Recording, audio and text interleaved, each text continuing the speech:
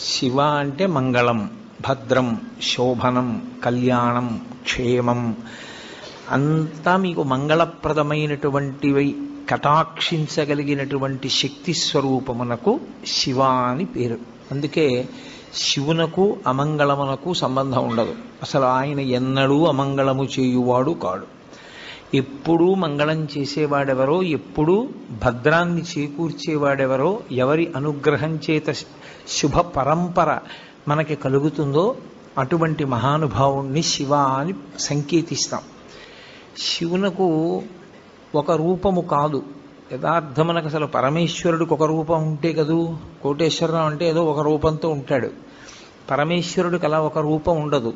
ఆయన చేసినటువంటి చేష్టితముల వలన భక్తులను అనుగ్రహించాలనేటటువంటి ఆయన యొక్క కారుణ్య తీవ్రత వలన ఆయన అనేక రూపములను ధరిస్తారు.